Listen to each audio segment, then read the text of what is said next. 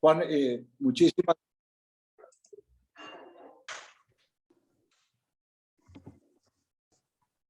Perdón, Armando, empecé a grabar.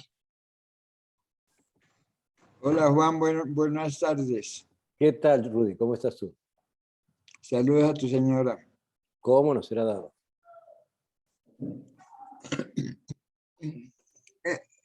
Armando, creo que se le cerró el micrófono.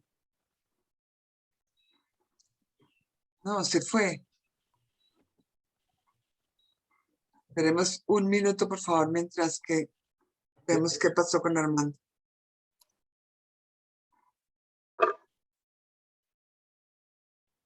Hugo.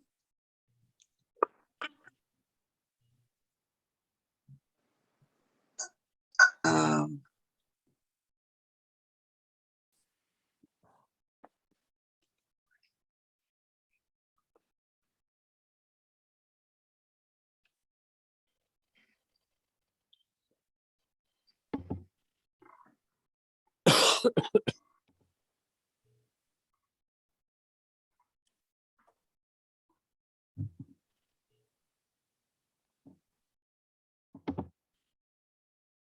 Al- ah, Aló, Juan, Apareció. no sé qué pasó, se cayó la imagen. Juan, muchísimas gracias por acompañarnos en esta reunión. Debo decirte que estamos muy honrados de que nos acompañes, de verdad, y muy curiosos de lo que nos vas a decir. Yo creo que sin más preámbulos, ya que estamos, y sin muchas formalidades, porque estamos entre amigos, adelante, Juan. Bueno, muy bien. Para mí siempre es un gusto compartir con los amigos y las amigas de Colombia estos encuentros, en especial gracias a la gestión de Armando. Yo quisiera hoy entonces referirme al tema de Ucrania, de la guerra, por supuesto, pero quisiera hacerlo de la siguiente manera. En primer lugar, destacar que la perspectiva cuenta. Esto es, desde donde hagamos la reflexión, desde la disciplina que miremos este fenómeno, pues marca sin lugar a dudas un lente desde el cual se observa un fenómeno como el que estamos viendo. Seguramente alguien que trabaje o sea una persona muy vinculada al derecho internacional miraría un conjunto de hechos, de fenómenos, de tratados, de referencias, etc. Y también si fuese posiblemente una persona proveniente de la economía, reforzaría un conjunto de elementos específicos vinculados a tal disciplina. Yo lo voy a hacer desde el ángulo de las relaciones internacionales, con lo cual voy a traer un sesgo quizás excesivamente político. Entonces, esto me parece importante para advertir de qué voy a hablar y cómo voy a hablar. Lo segundo que me parece clave es, bueno, uno es un docente, investigador, etcétera, y por lo tanto yo me guío en general para mis trabajos y para mi docencia por tres principios. El primero es que es clave entender antes que juzgar. Es fundamental entender, lo cual no implica justificar. Y finalmente es muy relevante entender para eventualmente explicar.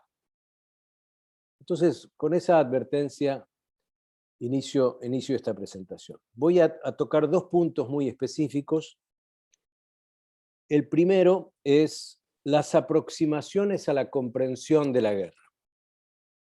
Y el segundo va a ser sobre lo que yo entiendo es el escenario global de corto plazo. ¿Qué quiero decir con lo primero? Aproximaciones a la comprensión de la guerra. Bueno, sin lugar a dudas se han desplegado un conjunto de paradigmas, enfoques, teorías para comprender por qué llegamos a esta situación. Y lo primero y fundamental es destacar los paradigmas que han resultado obsoletos para empezar a leer esta guerra.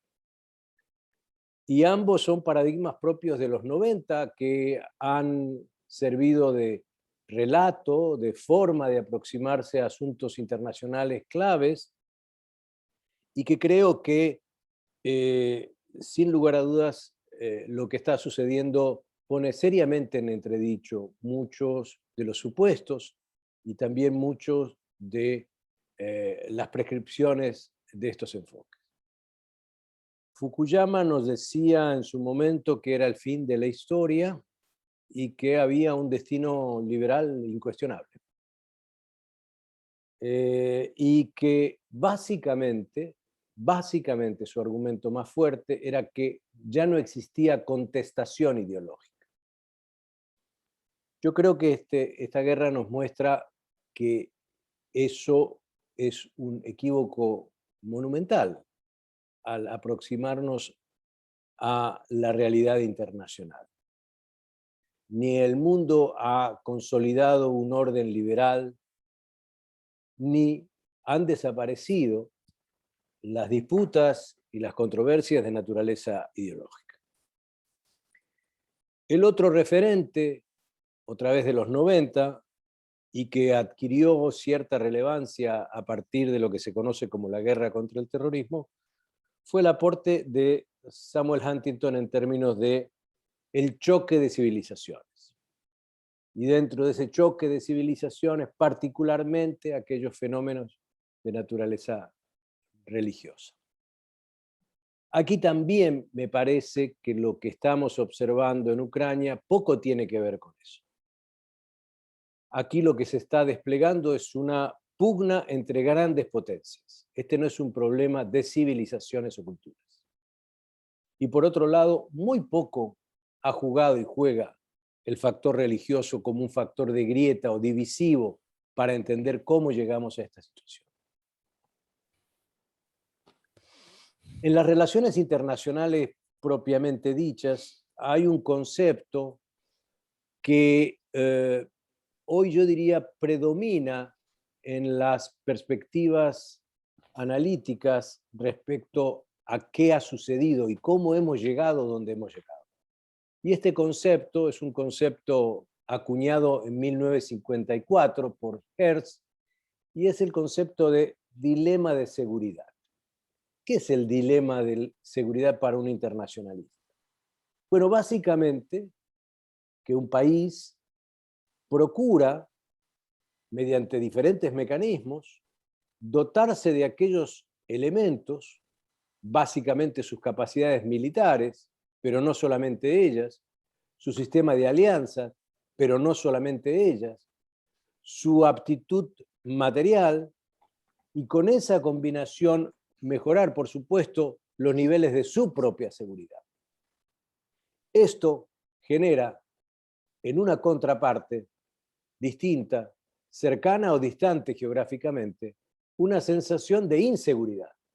Y por lo tanto, esa contraparte comienza a dotarse básicamente en clave militar y de defensa, busca también establecer un sistema de sociedades o de alianzas para responder a esta sensación de inseguridad. Este juego de que cada uno busca la seguridad genera una encrucijada mutua en la cual se va escalando en la situación original y a pesar de que cada parte, repito, buscaba su seguridad, se siente al final cada vez más inseguro. Yo creo que en parte, y solo en parte, este puede ser un punto de entrada al tema de la guerra en Ucrania. Más adelante explicaré lo que yo entiendo como los componentes básicos, pero este concepto creo que nos ayuda a entender ciertas dinámicas importantes. Y esto tiene que ver entre Occidente y Rusia, por supuesto. Aquí hay un juego que empezó con la expansión de la OTAN, básicamente. Esta expansión de la OTAN inicialmente no fue simplemente de membresía, es decir, de nuevos miembros, fue básicamente en el 99, con la acción de la OTAN en Kosovo, por fuera del Consejo de Seguridad, sin ninguna resolución habilitadora de parte del Consejo de Seguridad, y ante lo que parecía ser matanzas brutales en Serbia, decide intervenir militarmente. A partir de allí, y a través de esa experiencia, pero a su vez sumado al hecho de que la Unión Europea, entre profundizarse y ampliarse, opta por ampliarse, va a ir el correlato militar de esto. Y en ese correlato militar, entre 1999 y el 2004, se produce la mayor expansión numérica de la OTAN. Entran 10 nuevos miembros, básicamente países de la otrora Europa Oriental. Esto obviamente es percibido desde Rusia como una fuente de inseguridad. Por su parte, las acciones de Rusia, a partir también del 99, van generando en Occidente una dinámica semejante. En primer lugar, el modo en que de forma brutal resuelve Moscú el tema de Chechenia. En segundo lugar, la acción militar producto de una señal que la OTAN le envía a Georgia y Georgia se confunde y produce una acción militar que es respondida por Rusia con una guerra relámpago y se queda, de hecho, con dos provincias que son Abjasia y Osetia del Sur. Esto se incrementa mucho más claramente cuando en el 2014 Rusia anexa a Crimea, en el sur, mirando al Mar Negro, y ahí hace un plebiscito, y a pesar de las quejas de Occidente, se queda de facto controlando esta parte del país. Y finalmente, la expansión mayor rusa que se da en el 2015, donde se compromete definitivamente y de manera masiva en el conflicto interno en Siria. Esto genera, por supuesto, en Occidente, la sensación de que Rusia ya no opta por una estrategia defensiva o protectiva o vinculada a su cercanía geográfica, sino que busca proyectar influencia, poder, y en todos los casos lo hace a través de la fuerza. Digo que esta perspectiva es parcialmente correcta y es un modo interesante de entrar al tema, pero es insuficiente. Es insuficiente porque en esta perspectiva hay una suerte de dinámica de acción-reacción que olvida el papel de la agencia, es decir, de los actores involucrados. Cuando los países de Europa Oriental y luego del Báltico van sumándose a la OTAN, lo hacen en virtud de su pasado histórico en la relación con la Unión Soviética. Lo hacen mediante mecanismos que refrendan políticamente su inclusión en la OTAN y su aceptación, por lo tanto, en esta organización. Entonces, este es un elemento clave para entender que esta dinámica, este dilema de seguridad, tuvo actores involucrados que por supuesto buscaban su propia seguridad ante una Rusia que ciertamente en su memoria histórica no se le había brindado ni seguridad ni prosperidad. Pero a su vez, Occidente en todo este periodo jugó un juego que uno podría decir sirve si uno quiere encontrar una solución, pero es poco funcional si uno enfrenta a un país como Rusia con su historia, con su heredad, con su lugar en el mundo, con su tamaño, etc. Y es que Occidente opta por incrementar la disuasión militar al tiempo que abre y cierra automáticamente con puertas de diálogo con Moscú. Esto lo hace en una sucesión de hechos y acontecimientos vinculados a cuestiones de seguridad que sin lugar a dudas generan en Rusia la sensación de estar cada vez más cercado por Occidente. Y aquí viene en parte Ucrania 22. Y aquí es donde no se justifica Ucrania 22, en el sentido de que Moscú tenía muchas otras alternativas antes que iniciar una invasión. Entonces, el dilema de seguridad que marcó más de 20 años de la relación entre Occidente y Rusia no necesariamente debía conducir a esta situación.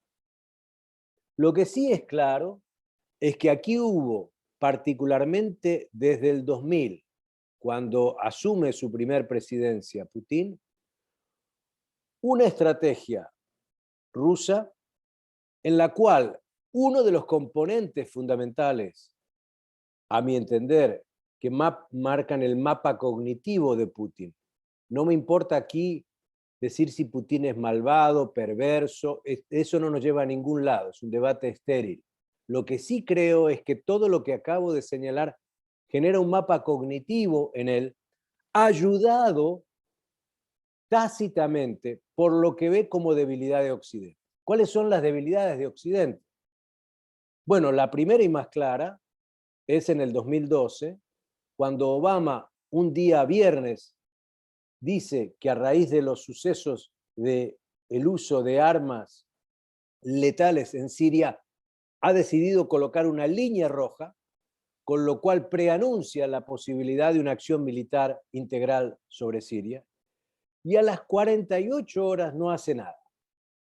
Esto es, fue una fallida línea roja que mostró que Estados Unidos no se quería meter en otra guerra, ya estaba en Irak, ya estaba en Afganistán, ya estaba disperso en operaciones diversas en África.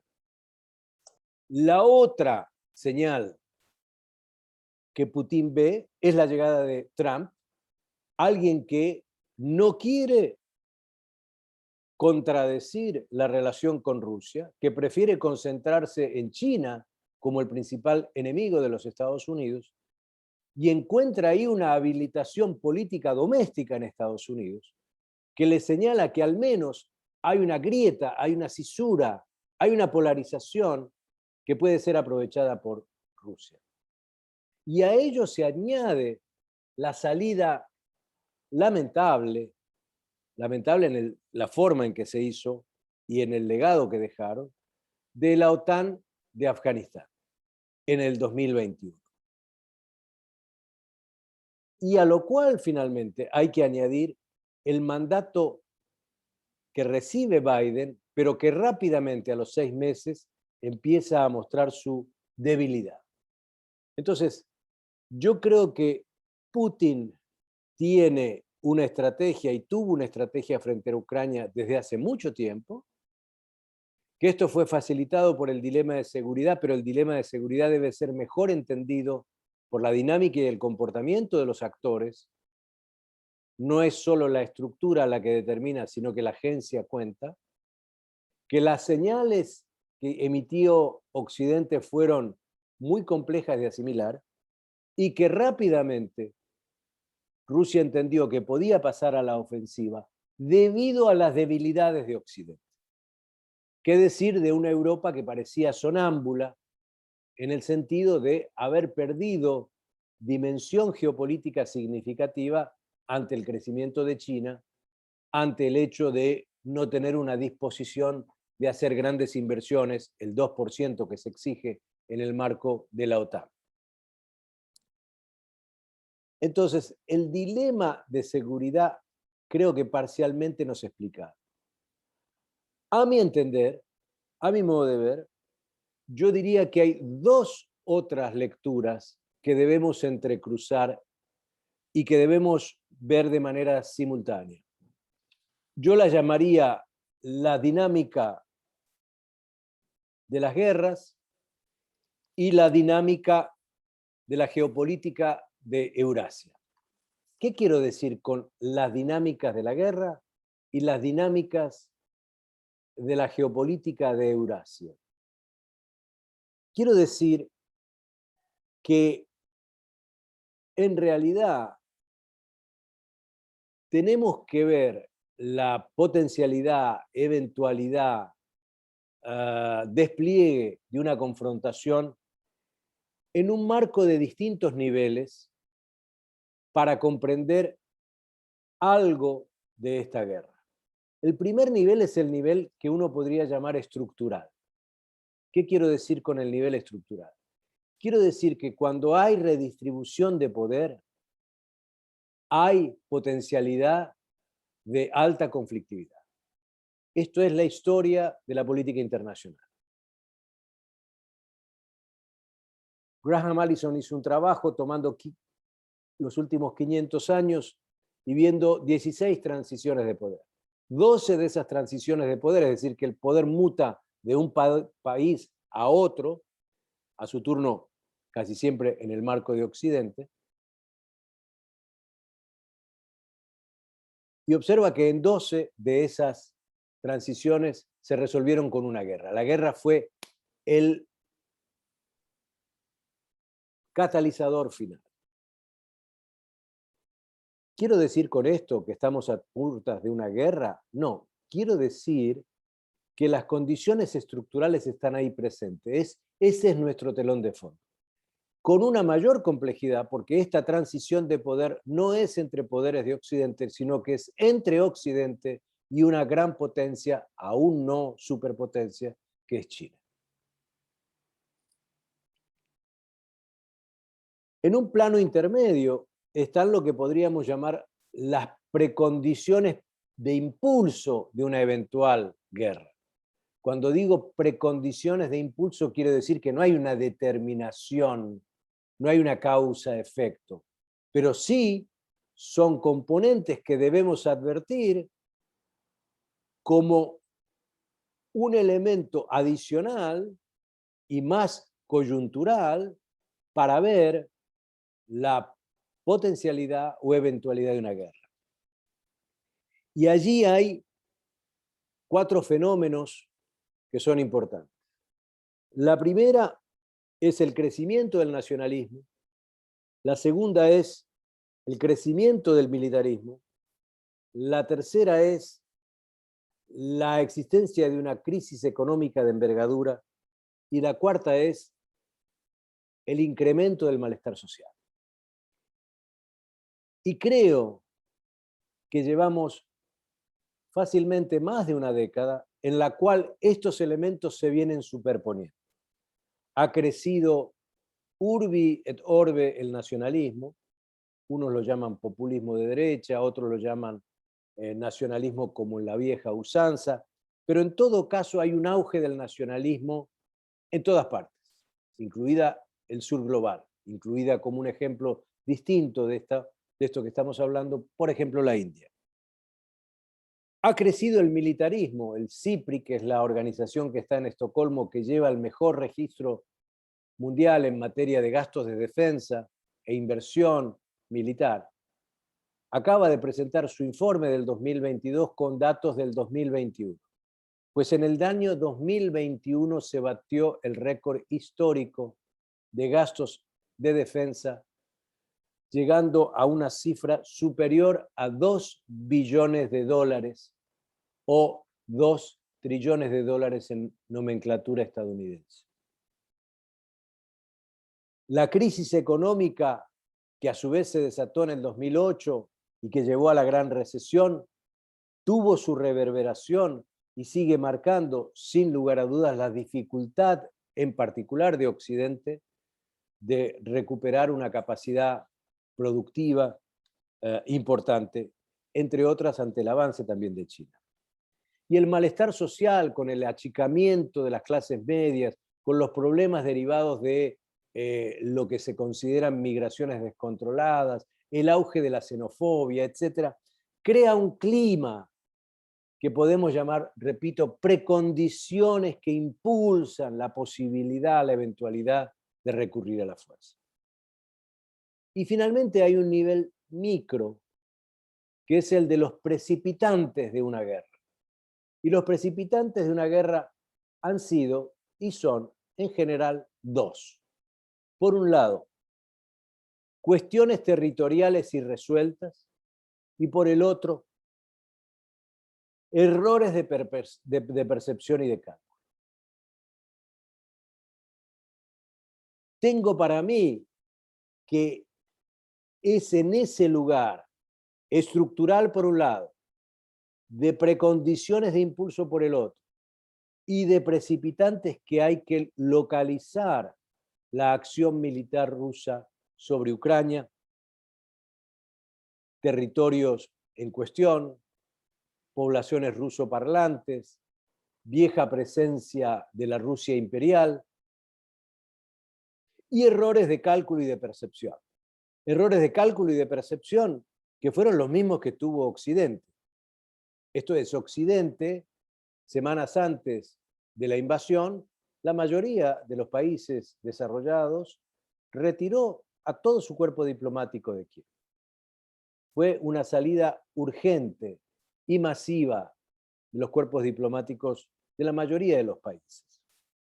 ¿Por qué? Porque se esperaba una operación relámpago, un uso masivo de la fuerza y una posibilidad de lograr al menos una serie de avances y controles territoriales de parte de Rusia, y que eso fuera eventualmente suficiente.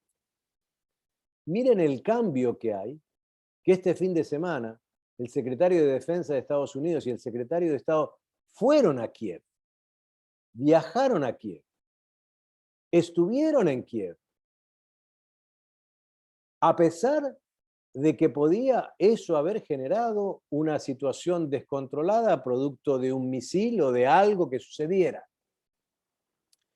Este cambio y esta forma en que Rusia termina de no terminar de conquistar lo que está buscando, y no queda claro tampoco si su conquista es solamente Crimea, más Odesa y el lado este de Ucrania.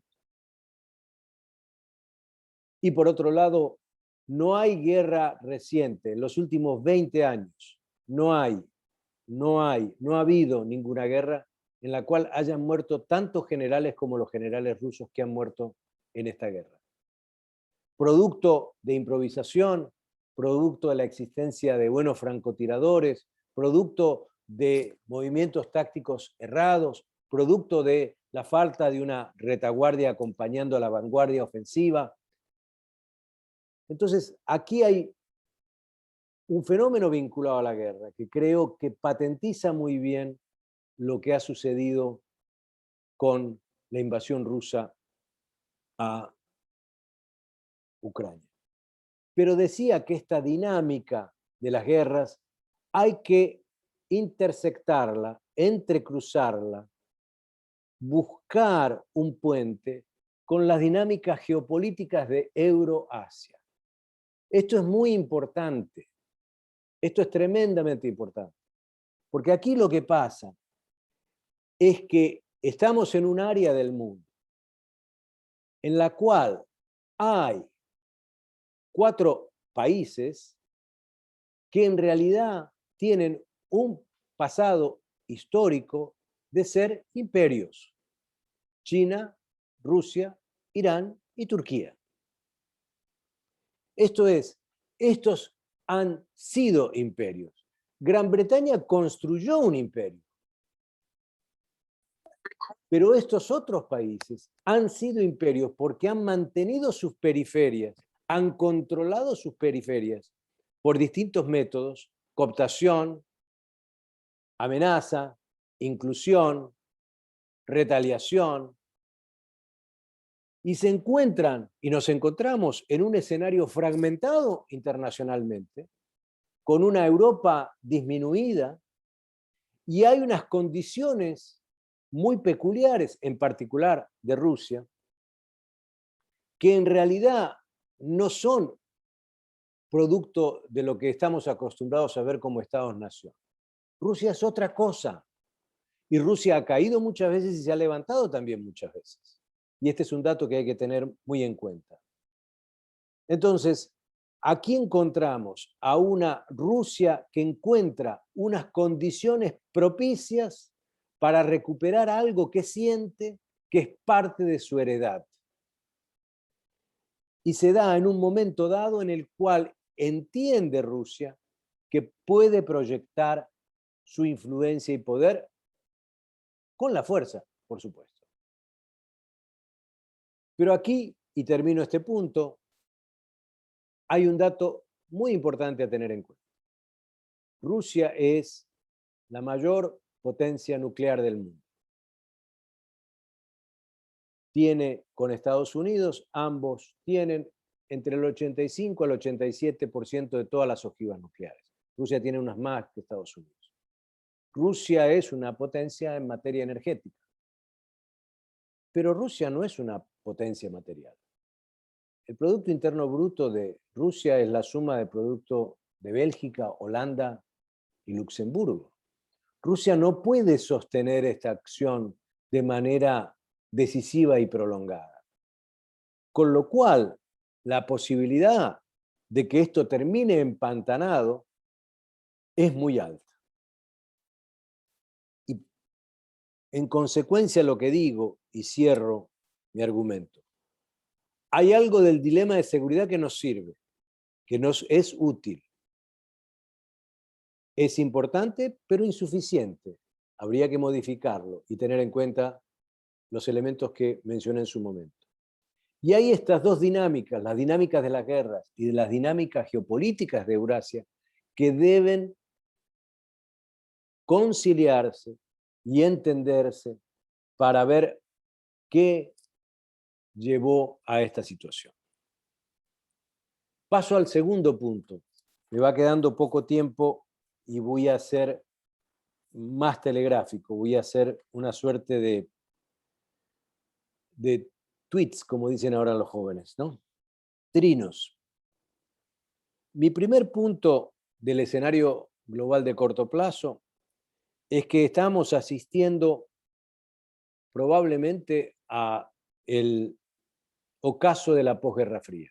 Un periodo que nunca supimos cómo llamar, había terminado la Guerra Fría y la llamamos la posguerra fría. Este proceso así desplegado desde el 91, creo yo que entró en franco colapso. Pero entró con franco colapso previo a esta guerra. La promesa de Occidente de que iba, recuerden a Bush papá, gestar un nuevo orden internacional basado en la estabilidad, la justicia y la equidad, fue una promesa incumplida de Occidente. Fue una promesa incumplida de Occidente. Por otro lado, Occidente, que pudo moldear el orden internacional en aquella coyuntura, después del colapso de la Unión Soviética y ante una China que todavía no tenía la musculatura, en vez de autorrestringirse e incorporar a más actores, lo que hizo fue gradualmente expandirse geopolíticamente en áreas en las cuales estos otros actores tienen también sus propios intereses nacionales.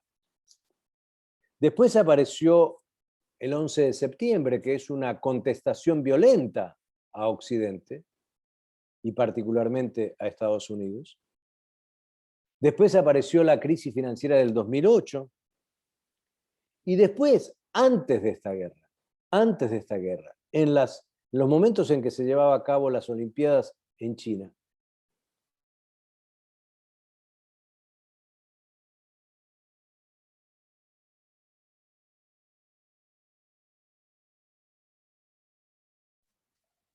Juan,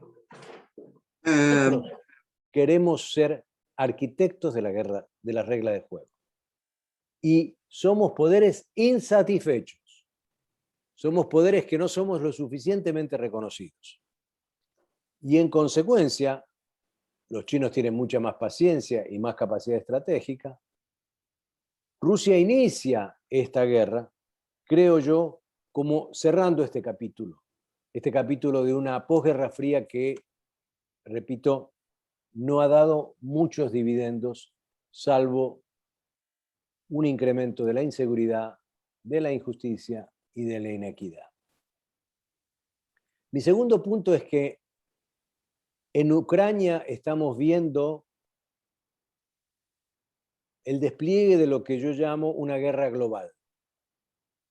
No es la tercera guerra mundial, aún por lo menos, pero sí es una guerra global. Es una guerra que se inicia con una guerra militar, esto es la invasión rusa, por supuesto violatoria de la Carta de Naciones Unidas, del derecho internacional, de manera agresiva, sin justificar en ningún elemento jurídico validado internacionalmente. Y se inicia ahí la guerra militar. Pero a poco tiempo se inicia desde Occidente una guerra económica. Esto es una guerra con sanciones económicas, personales, materiales, económicas, financieras, sobre Rusia y sobre ciudadanos rusos. Y acaba, hace ya 10 días, creo yo, de manera más clara, una tercera modalidad de guerra, que es lo que en inglés se llama proxy wars, guerras por encargo. Yo creo que hay la sensación en Occidente de que se lo puede debilitar y aún derrotar a Rusia en Ucrania. Y el presidente hoy, Biden, acaba de anunciar un nuevo paquete de $33.000 millones para Ucrania. Estas tres guerras son en Ucrania, por Ucrania, y tienen efectos globales, puesto que afectan los precios de los commodities, aprecian de los alimentos, de los energéticos, generan problemas internacionales notables en materia alimenticia, en materia financiera, etc. Me da la impresión que no entendemos la dimensión del peligro de esta guerra global. Y me da la impresión de que no hay ningún dispositivo ni ninguna disposición a desescalar ninguna de estas tres guerras. Ni la guerra militar, ni la guerra económica, ni la guerra por encargo. Tercero, yo creo que va a haber una potenciación de la geopolítica y de la geoeconomía. Por geoeconomía entiendo el lugar otra vez vital, estratégico, para los fines de la defensa y la política exterior, de recursos estratégicos, energéticos, minerales de diverso tipo. Y los países van a ser objetos cada vez más de despliegue de parte de las potencias occidentales y de China y de otros actores en función de tener acceso y control a esos recursos estratégicos. Y en términos geopolíticos va a haber un incremento notable de los gastos en defensa. Ya Alemania anunció, el año pasado su presupuesto de defensa fueron $47.000 millones de euros. Este año anunció el canciller Scholz 100.000 millones de euros. Y el presupuesto de defensa que acaba de presentar hace 2 semanas el presidente Biden al Congreso de los Estados Unidos es el más grande en la historia de Estados Unidos. 813.000 millones de dólares. Uno se pregunta, ¿dónde va a quedar la transición energética y la preocupación por el cambio climático con esto?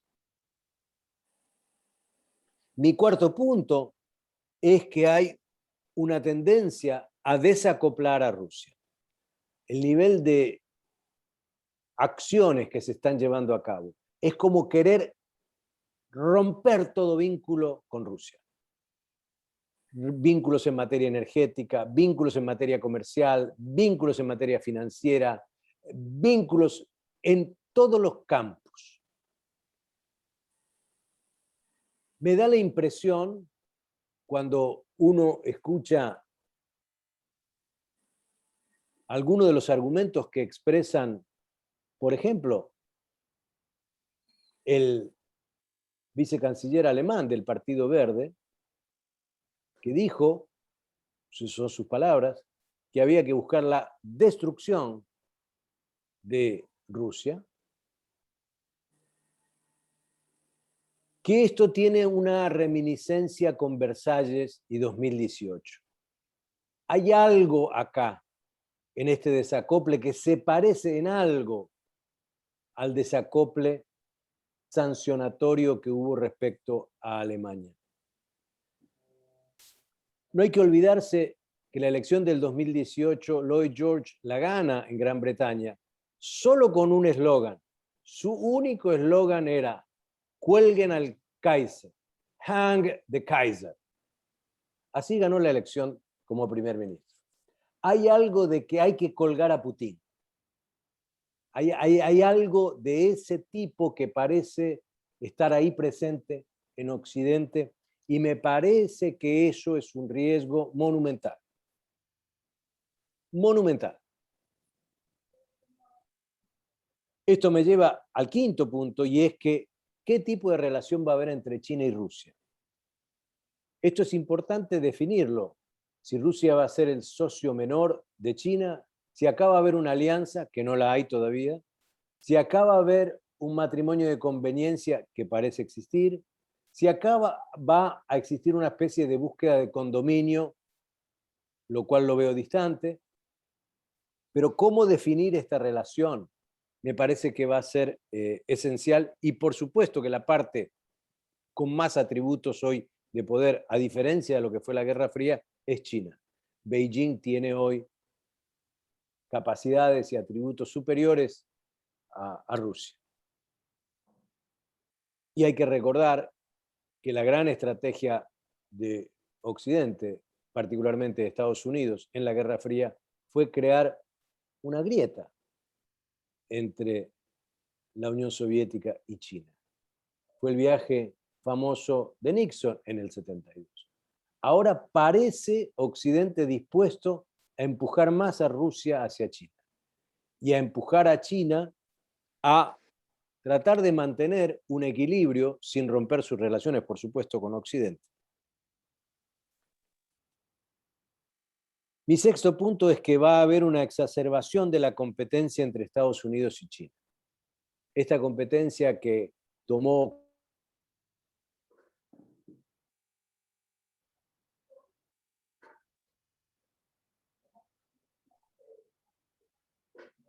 Juan Gabriel se quedó sin... pérdida de la capacidad de interdependencia entre estos dos países. No nos olvidemos que en el 2019 el comercio bilateral entre los dos eran unos 680.000 millones de dólares. No nos olvidemos que 1/3 del 1,5 millones de estudiantes que entraron en el 2019 a hacer estudios de posgrado y de grado en Estados Unidos, 1/3 era de China. No nos olvidemos que las inversiones totales de China en Estados Unidos son unos 150.000 millones de dólares, y las inversiones de Estados Unidos en China son unos 285.000 millones de dólares. Y todo eso, creo que se va a ir debilitando. Y en vez de generar una interdependencia positiva que moldee la solución compartida de algunos problemas globales, entre otros el cambio global, el cambio climático, creo que vamos a ir a un escenario de mayor competencia. Y finalmente, el futuro del multilateralismo. El multilateralismo está agonizando. Algo peor que el fracaso de una negociación que no se ha llevado a cabo es la inercia. Y la inercia del Secretariado General, la inercia de Naciones Unidas, es alarmante, porque de esto puede llevar a algo no muy distante, no digo que vaya a ocurrir, pero podría generar ese desprendimiento gradual que hubo de varios países frente a la Liga de las Naciones, en su momento la creación a posteriori de la Primera Guerra Mundial. Es decir, el desencanto sea tal que no valga la pena realmente tener un activismo y un compromiso y una búsqueda de consensos en regímenes internacionales en torno al multilateralismo. Muchas gracias y disculpen la extensión de la presentación. Oh, Juan, muchísimas gracias a ti, muy interesante pues, este recorrido tan panorámico sobre esta crisis y sus consecuencias. Rudy Holmes levantó la mano. Rudy, adelante.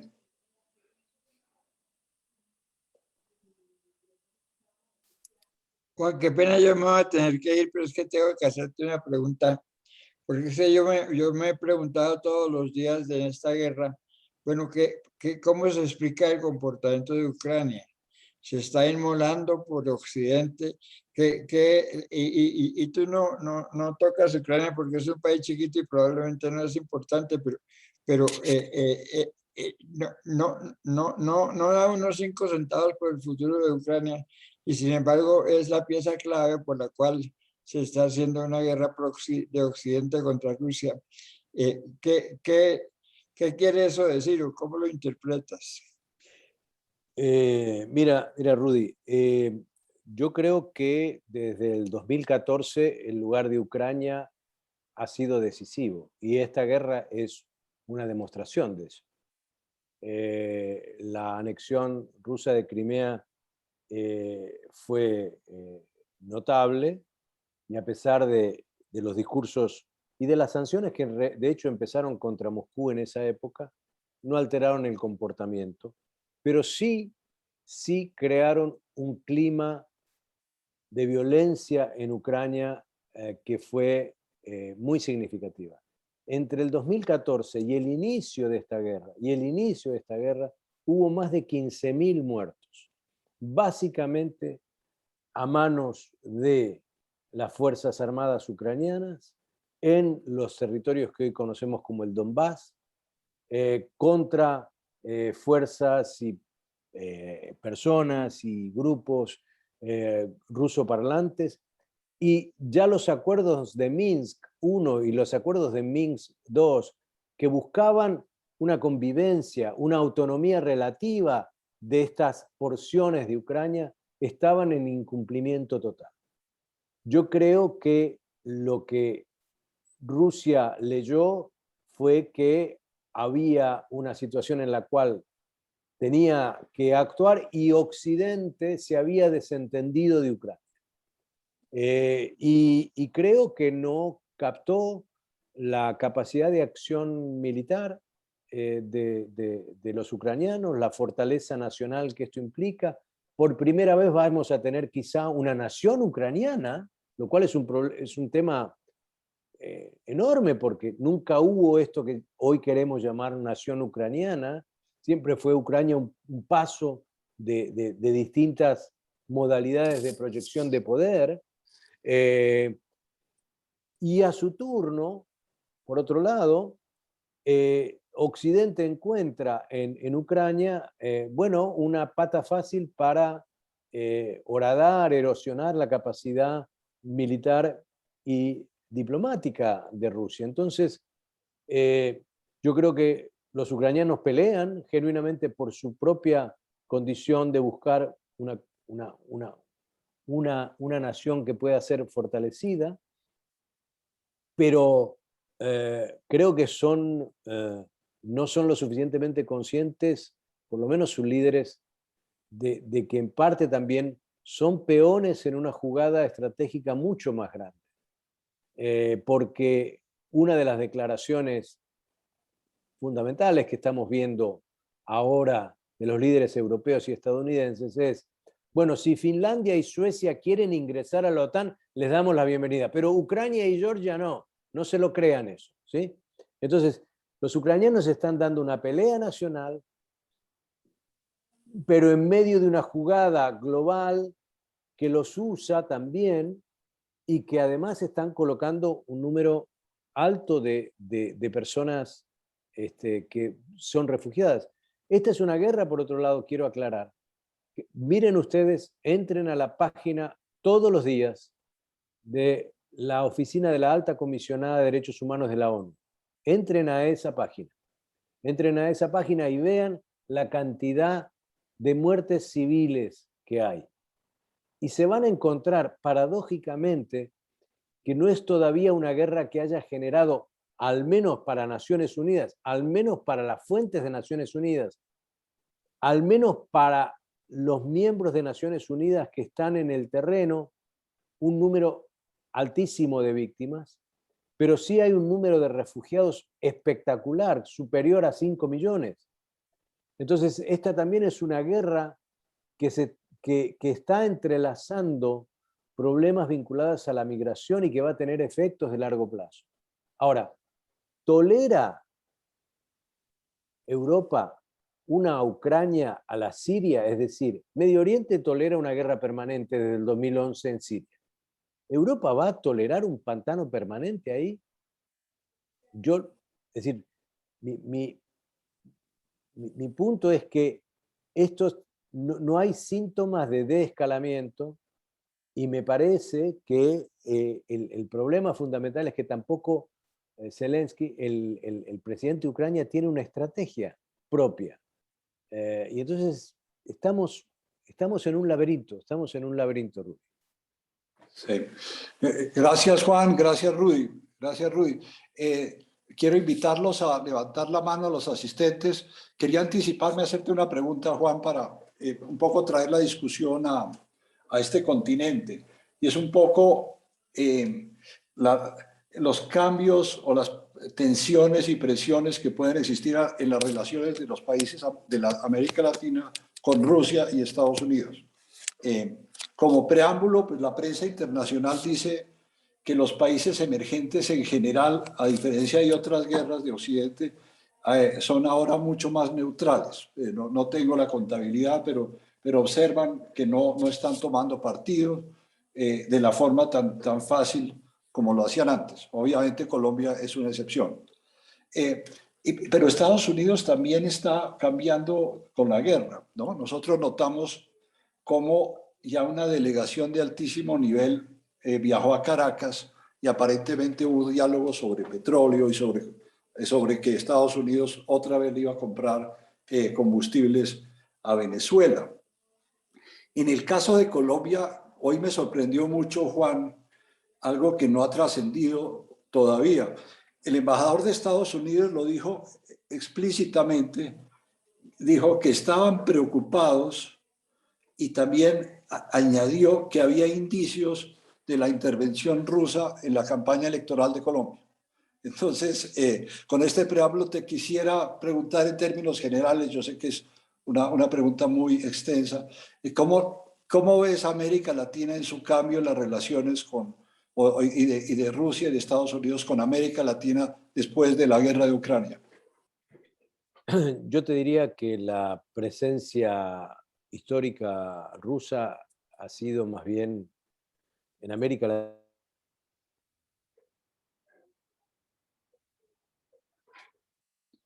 Juan, te congelaste. ¿Aló?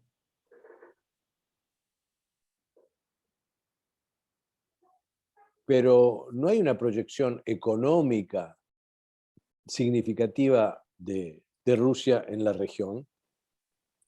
Qué sé yo, el comercio total de un país como Argentina con Rusia no supera el 1% y calculo que debe estar en ese mismo porcentaje el de varios países de la región.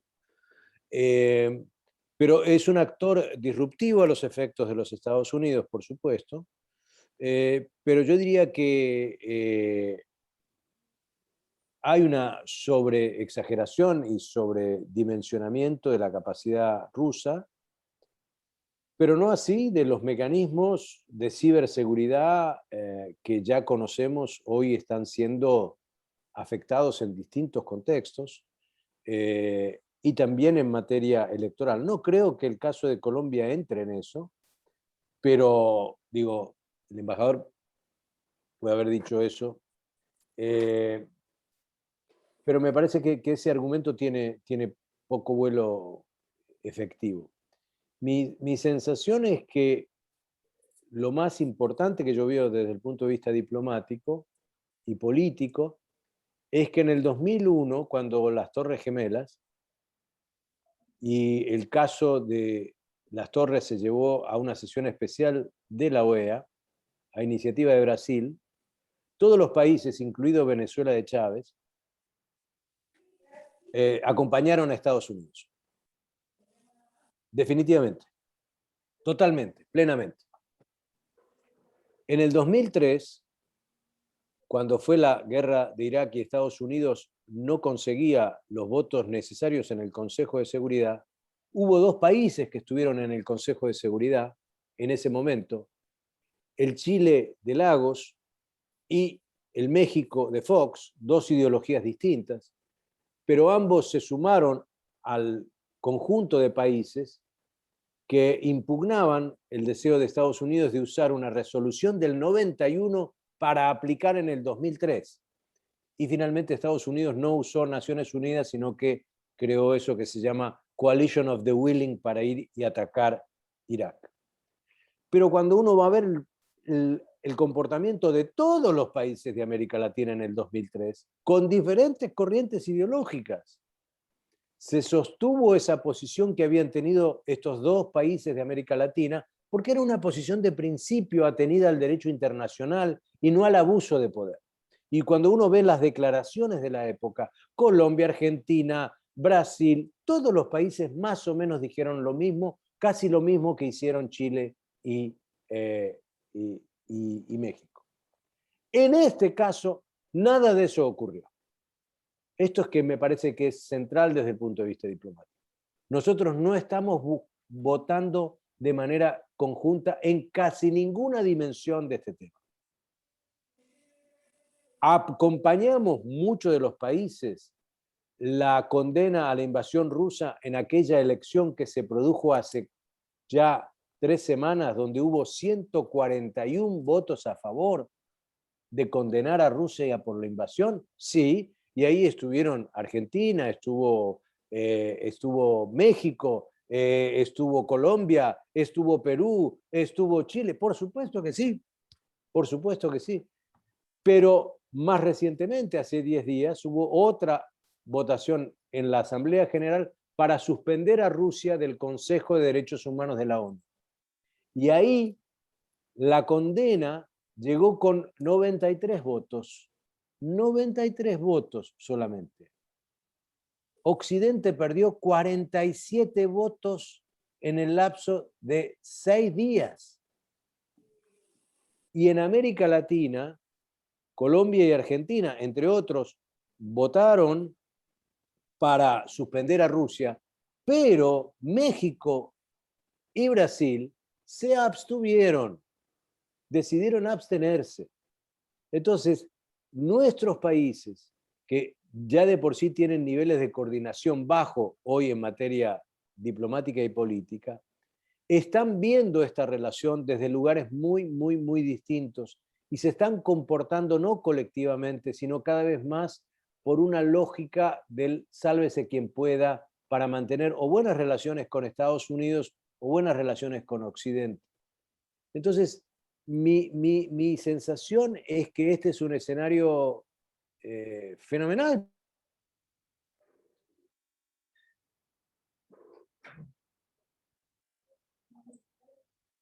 Aló, Juan.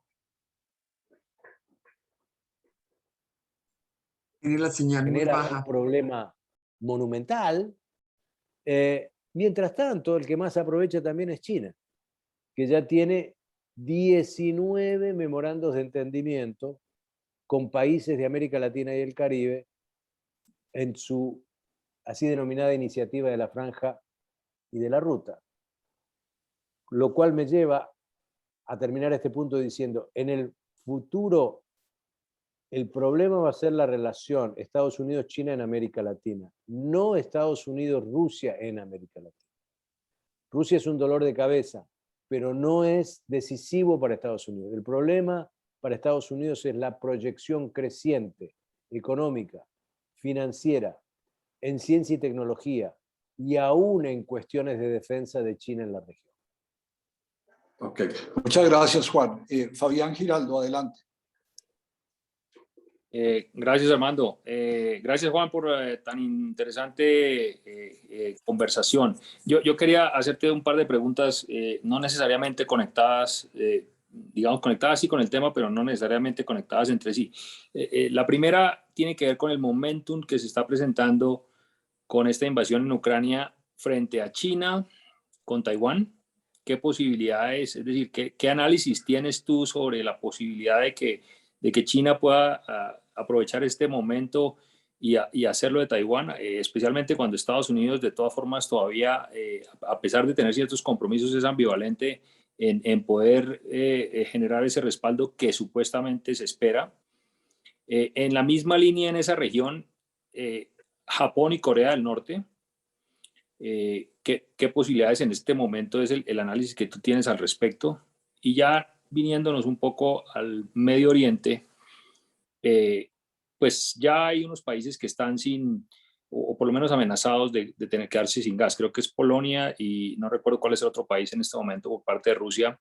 Y Estados Unidos dice, bueno, voy a hacer unos acuerdos con Qatar y con estos países del Medio Oriente para tratar de generar la posibilidad de disminuir este problema.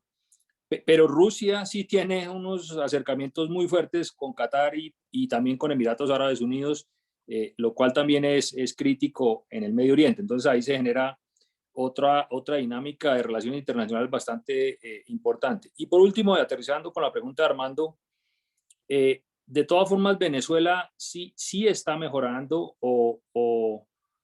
su explotación de petróleo. Y esto, pues, se prevé que va a tener crecimiento este año. Hablan del 1.5 o del 5, también otras, creo que Cepal decía el 1.5. Pero eso, de todas formas, generaría una dinámica interesante en América Latina, en Colombia particularmente, producto de esto, y pues yo creo que si a Venezuela le va bien, independientemente de la dictadura, pues son mejores noticias para Colombia. Entonces, no sé qué opinas de esas tres cosas. Gracias. Bueno, muy, muy interesante. Voy por partes. Yo no creo que China esté en disposición y en interés, al menos en el corto y mediano plazo, de emprender una acción militar sobre Taiwán.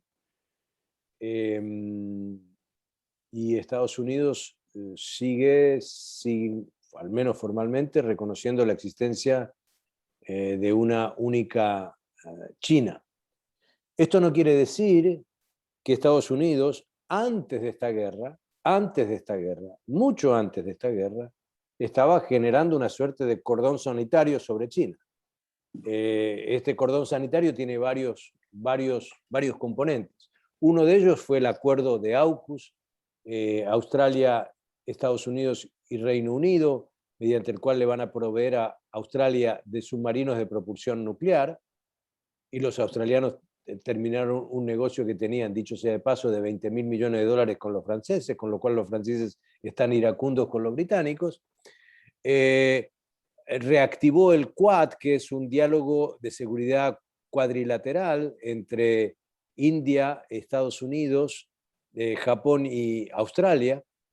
Y desde hace al menos 2 años, en distintos institutos estratégicos en Estados Unidos, venían contemplando la posibilidad de crear una suerte de OTAN del Pacífico. Pero encontraban muchas resistencias porque los países vecinos de China no se quieren sumar a eso, ni quieren rodear a China, quieren moldear el desarrollo de China y beneficiarse del desarrollo de China, pero no provocar a China. Para ninguno de ellos eso tiene algún mérito. Entonces, creo que eso va a continuar de ese modo. Ahora bien, ayer la secretaria de Relaciones Exteriores del Reino Unido anunció la vocación de Gran Bretaña de impulsar una OTAN global. Y dijo claramente, no es que vayamos a incorporar a nuevos países, sino que debemos incorporar nuevas regiones, y entre ellas, por lo tanto, ubicó el área vecina a Taiwán. Esto es, por lo tanto, lo dijo, creo que esas cosas no se dicen en Gran Bretaña sin un guiño de Estados Unidos, y creo que también procuran decir y señalar que el interés estratégico vital sigue siendo contener a China, contener a China. Ahora, ¿qué está pasando en la región a raíz de Ucrania? Ahí sí que me parece que hay cosas que son interesantes, tanto interesantes como inquietantes. Hay un tema que está latente, me parece a mí, que es si esta guerra va a generar un impulso a la proliferación nuclear.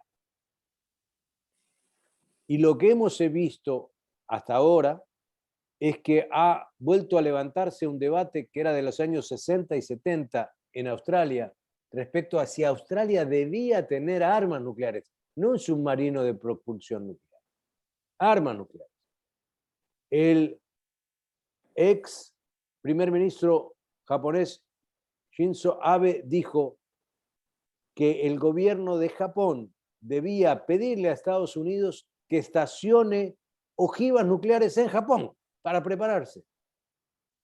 Y una encuesta del Council on Foreign Affairs, del Chicago Council on Foreign Affairs, hecha en febrero, más del 70% de los coreanos del sur quieren que el país tenga armas nucleares para enfrentar el desafío de Corea del Norte. Esto, a su vez, se suma a un proceso acelerado de modernización en materia nuclear de India y de Pakistán, y por lo tanto, me parece que ahí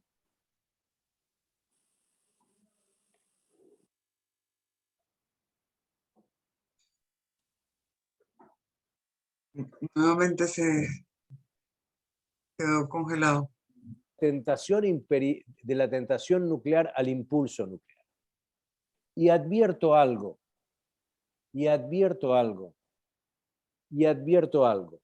Yo creo que este puede ser un problema mayúsculo en América Latina.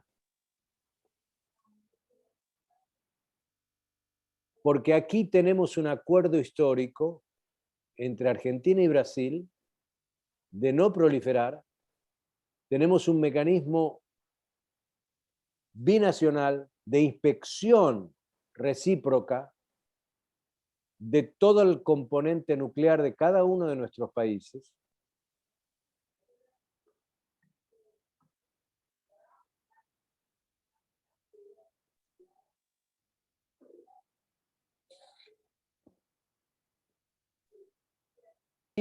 Para averiguar, no lo hace en el caso de Argentina y Brasil porque confía en este mecanismo.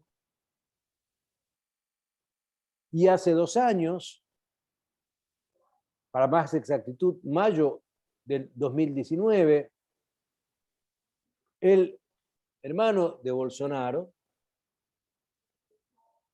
legislador, el hijo de Bolsonaro, legislador, dijo que Brasil necesitaba tener la bomba para ser respetado. Entonces, la posibilidad de un gobierno muy singular en Brasil, donde el papel de los militares cada día es más importante, y la elección de Lula no está garantizada al día de hoy, y el poder particularmente de la Armada brasileña es muy importante en el tema nuclear, yo diría que la región debe tomarse en serio el tema de la proliferación. Muy en serio.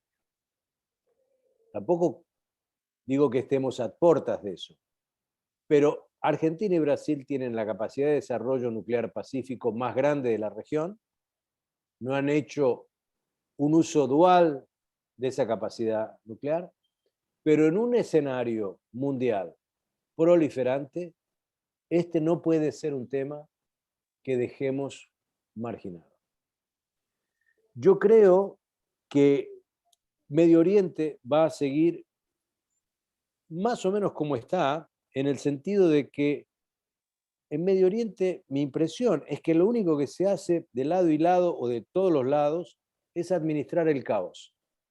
Y se administra el caos con algunos momentos con un ganador, otro ganador, cambia un poco la correlación de fuerzas, el balance de poder, pero creo que estamos ahí y que el tema más importante va a ser si hay un nuevo acuerdo entre el P5+1 los 5 miembros del Consejo de Seguridad más Alemania, con Irán. Me parece que ese va a ser el tema clave próximo. Si eso falla, también ahí tendremos, creo yo, más tensión.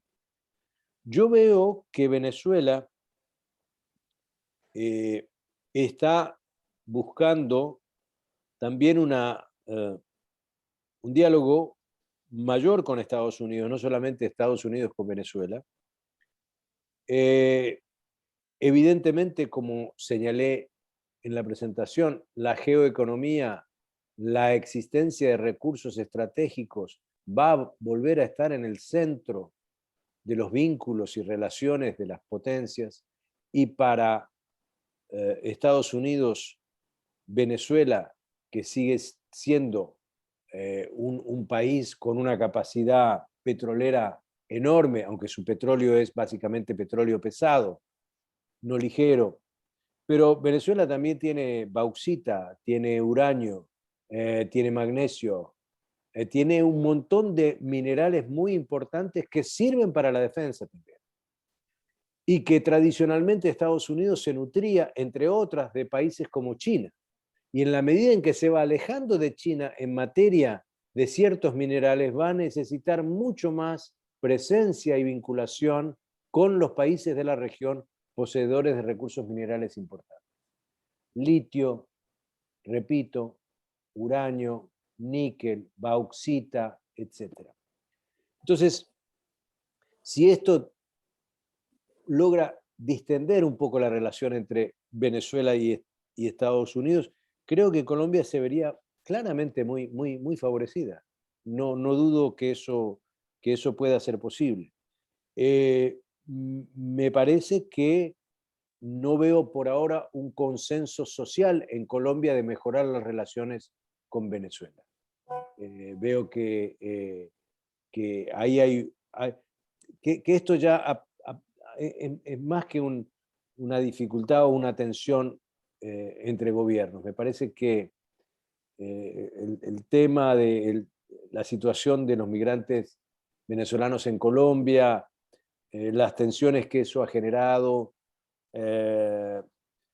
son muy complejas. Y por otro lado, el papel de los militares colombianos. Yo no veo a los militares colombianos deseosos de tener una relación más estrecha o menos tensa.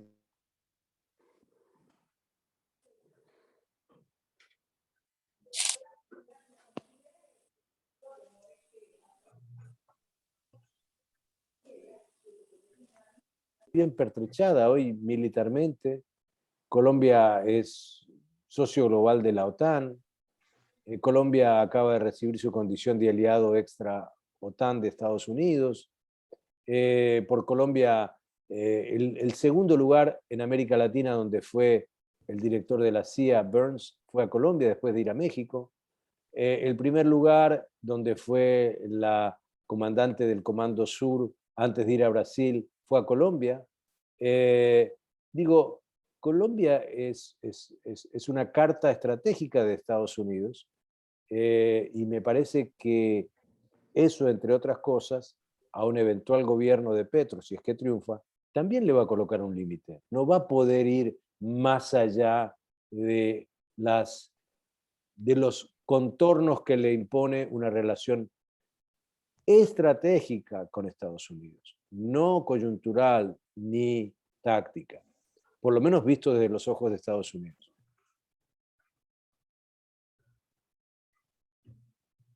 Juan. Juan, ¿me oyes? Sí, te escucho. Bueno, gracias. Tenemos otra pregunta que es la de Pete Speakers. Pete, adelante. Gracias, Armando. Mi pregunta es sobre lo que piensa el doctor Tocatlián sobre el rol de la opinión pública. Uno ve en los últimos días, semanas, un cambio en la opinión pública, tanto en Europa como en Estados Unidos, que de alguna manera se refleja en una posición más dura en términos económicos y también militares. Por ejemplo, anteayer Rusia dijo que ya no van a mandar gas a Polonia y Bulgaria. El tono de los líderes europeos está cambiando. El canciller alemán habla ahora en otros términos que hace un mes y seguramente también empujado por una opinión pública que cada vez está más indignada sobre lo que está pasando en Ucrania. Tomo una analogía que pasó a finales de los años 90, cuando la OTAN dijo no vamos a intervenir en Yugoslavia, pero la opinión pública hizo que en algún momento empezaron a bombardear. Hoy en día,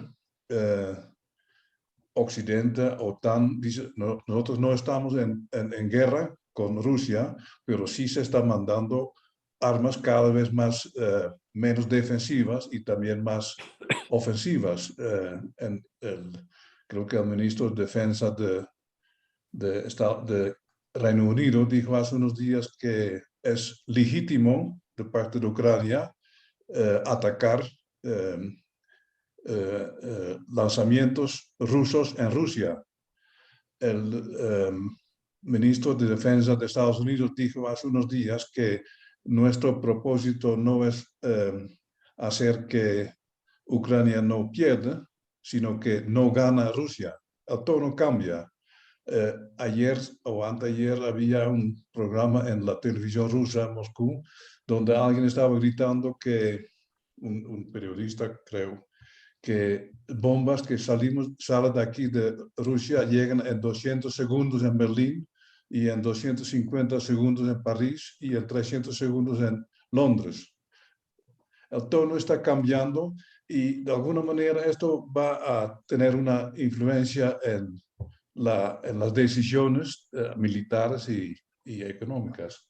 Entonces mi pregunta al señor Tokatlian es ¿cómo ve usted cómo se desarrolla este conflicto en las próximas semanas? ¿Hay un riesgo que lo que va a ocurrir como ocurrió en Yugoslavia en los años 90? Esa es la pregunta. Sí. Opinión pública. A ver,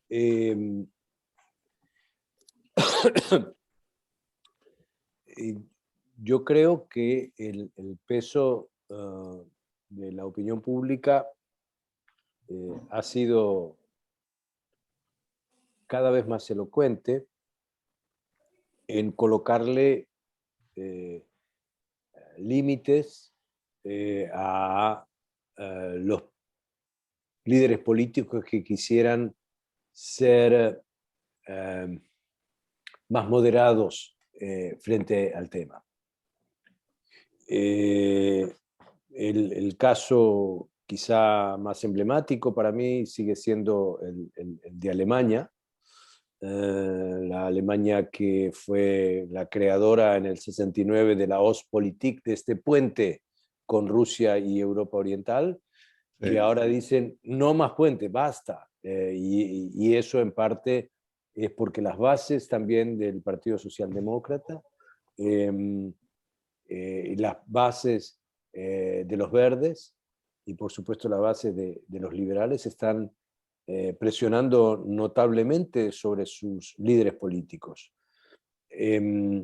Realizamos hace 15 días aquí en la Universidad de Itela una...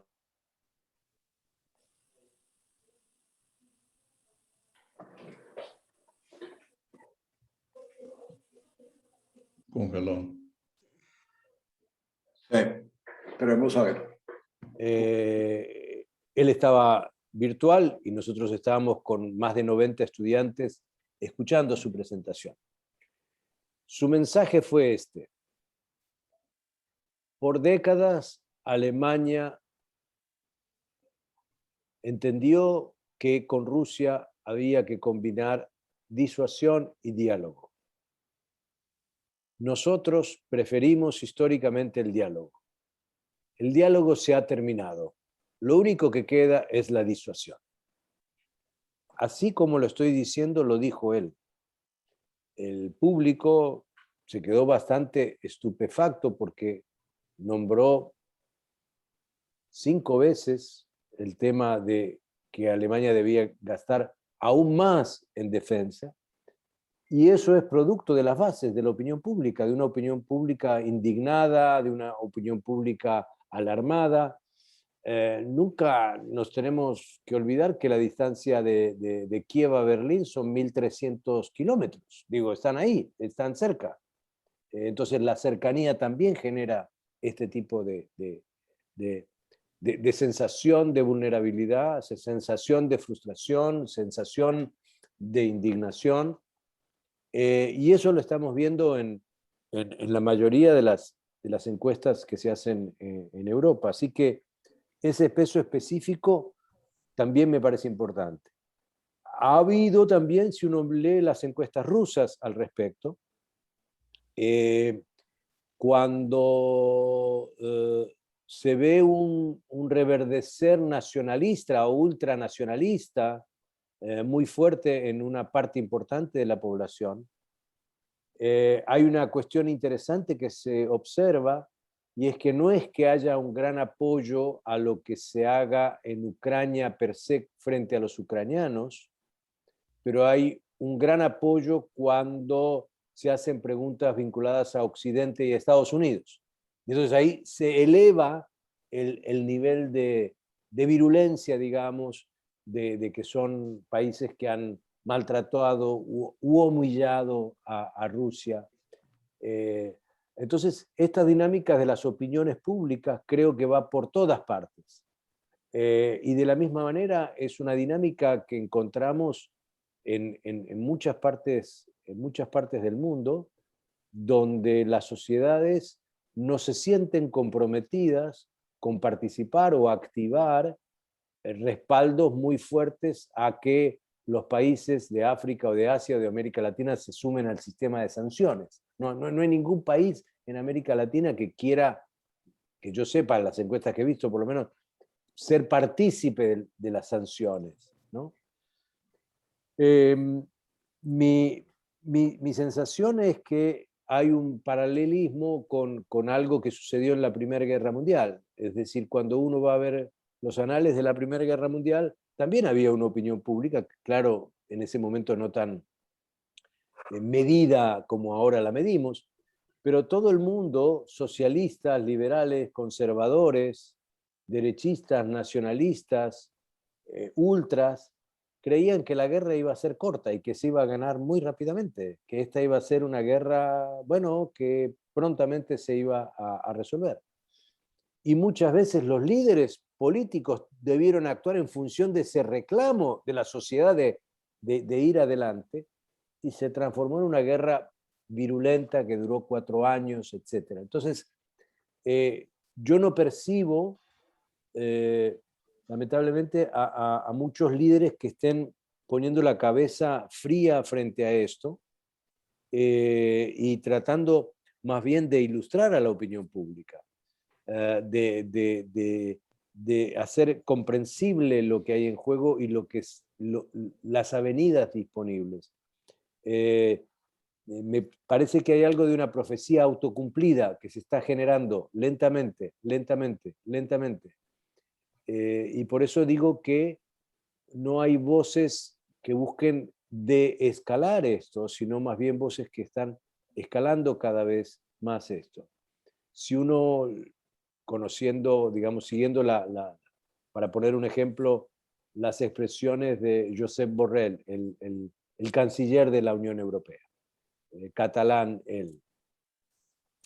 Borrell era un hombre, fue el gran amigo, y todavía es ciertamente el amigo de las negociaciones o de un papel constructivo de Europa en el caso de Venezuela. Si hay alguien que aún hasta el día de hoy todavía cree que Europa puede jugar un papel importante en Venezuela, vía los noruegos, vía otros países, es Josep Borrell. Ahora, cuando uno lo escucha hablar hoy respecto al tema de Rusia, parece totalmente descontrolado, parece una persona que digo, su argumento principal es: llegó la hora de la geopolítica europea, basta de otra cosa, ¿no? Entonces, sí. Me parece que esto está impregnando a los líderes y les está colocando una camisa de fuerza de la cual nadie se puede salir, porque entonces si se mueve de ahí es débil, es concesivo, es prorruso. Es una situación muy, muy complicada la que está ocurriendo en Occidente en ese sentido. Gracias, Juan. Veo que no hay más preguntas en la audiencia, entonces yo creo que debemos concluir. Juan, agradeciéndote muchísimo. Yo personalmente he aprendido cantidades y estoy seguro que los demás también lo ven así. Juan, muchísimas gracias y de verdad apreciamos muchísimo el esfuerzo que has hecho para explicarnos toda esta cosa tan compleja. Te deseamos pues lo mejor para ti y a todos pues un feliz fin de semana y que descansen todos. Juan, muchas gracias, muy querido. Muchas gracias a ustedes. Y bueno, ya nos faltará ocasión para hablar de otros temas. Esperemos que sean un poco menos dramáticos que estos. Bueno, Juan, un abrazo muy grande. Muchas gracias. Saludos a todos.